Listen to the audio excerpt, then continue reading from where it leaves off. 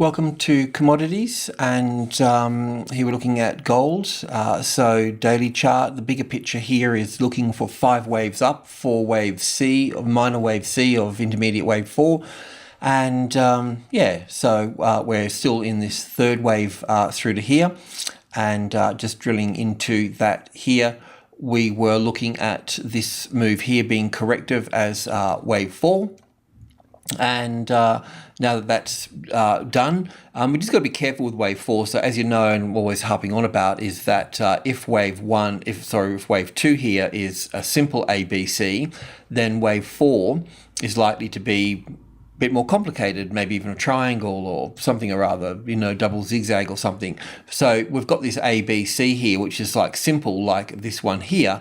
We just got to be careful that it doesn't just get a little bit more complicated in terms of like I just mentioned, a sort of like an A and a B, a larger sort of situation than up through here. But as it stands, that's okay like that. Let's drill in for that. And we're looking up for wave 5.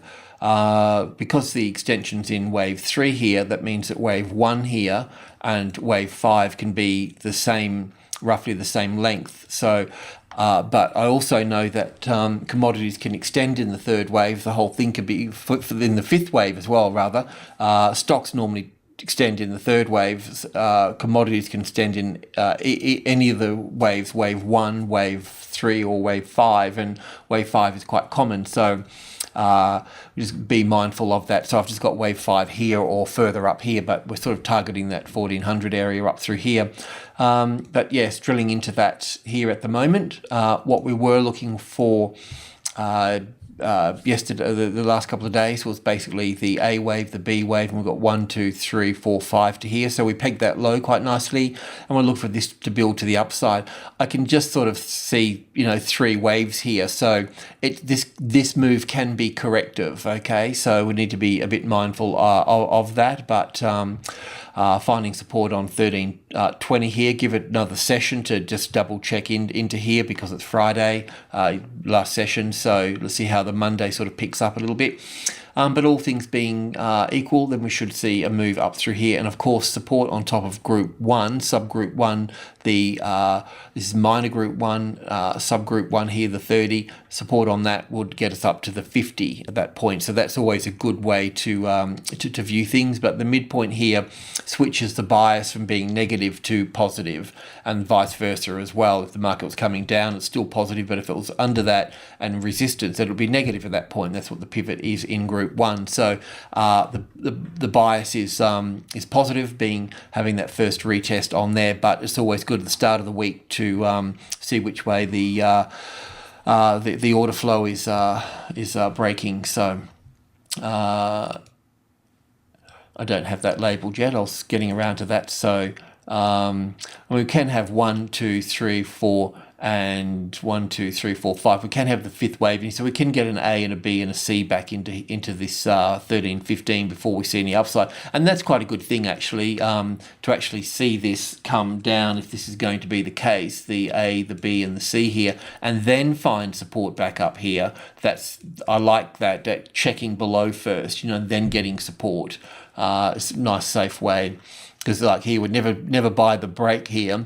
We wait for it to, the retest is important, especially when it gets up here, That's the good part about it. Silver, same thing as well. We're looking for wave C up through here in basically the 1, the 2, the 3, the 4, and the 5, and the same thing, we're in the 3rd and 4th here as well. Just looking through here, so we should see a push up here. This will be bit like the classic trading levels pattern. So it may not be, because it had like a double sort of, it's had this ABC here, then this ABC here. So it can just push straight up from here. But at worst, it would go up to here, come back, go to here, and then go up like that. So just bear that in mind. You have to keep your stops out of the way here.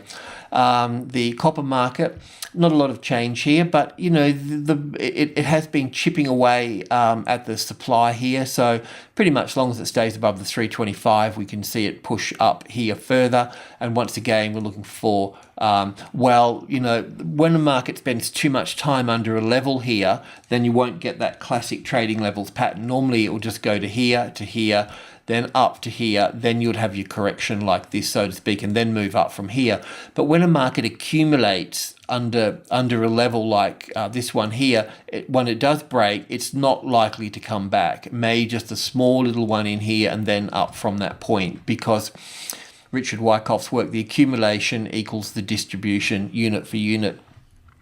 The soybean market, we were discussing this on Friday about this particular ABC here. We're still in the C wave at this time here, and I mentioned that it could be down here further, back down closer to the 1300 in fact, but looking at the size of this move here, A would equal C here, so if that was the case, then we're moving up, and this is definitely moving up from here. So we've got up for one, oops, that might be wave 1 to here, I haven't checked, wave 2 to here, and wave 3 moving up 4 and 5. So we're heading up to the 1400, and remember the idea is to just continue buying every 10 points, but make them small so you can breathe. Yeah. Once we're sitting on top of 1400 as a support, then we'll be looking at 1500 from that point. But I know from support on 1300 with the levels, we just go to the next level, which is in terms of prices ratio is 1500, and yes, it could go higher than that as well. I just need to check some longer term charts and the bigger count and so forth. The wheat market on the daily chart here, we had a little tiny wave 4 in here on the wheat. We'll look at that in a moment. We're looking for it to go up from that point there, but it's just gotten a little bit bigger.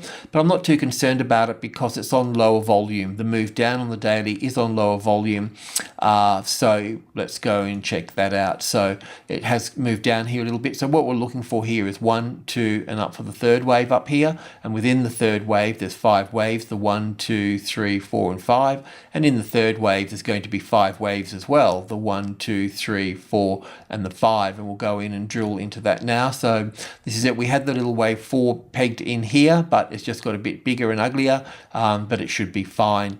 Even at worst, if I've missed some count or done something wrong here, which I don't think I have, if it came back down, got lured, pulled into the 600 here, I still wouldn't really worry about it. If the 600 became the retested resistance, then would be concerned about our trend to the upside, because this little move up here could be up for one, back, forget the labeling here that I've got, but 1, 2, 3, 4, and 5 to here for the third wave here, and the fourth wave pulling back. But as long as it doesn't go below here and doesn't find the 600 as resistance, the trend channel and a trend is still to the upside. The corn market, well, it's at the midpoint, and we just looked at this on Friday. Nothing's really changed. We're expecting some type of correction across the 450, the midpoint. It can come back, the wave 4 here can come back to the wave 4 of one lesser degree, the 440 here, or a tad below it, possible. So you need to accommodate that. Like I said, if you're not building into the longer term trend, take your money at 450, wait for this process to go through here and find support and then get back in.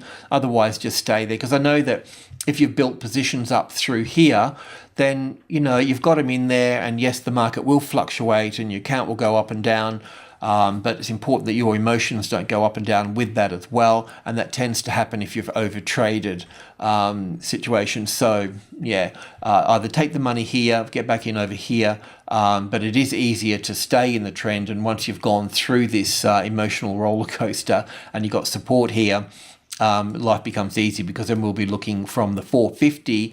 The norm is 450 support. We look straight up to the 500 from that point there. Yes, we do have to navigate a whole lot of numbers up here and so forth, but the bigger this correction here, remember, the safer the next trend to the upside, because the bigger the correction, well, it's accumulation, but it's the foundation for the next trend. So bigger and uglier the correction is, the safer the next trend. So you don't get what you see all the time. You always get the opposite of what you're looking at.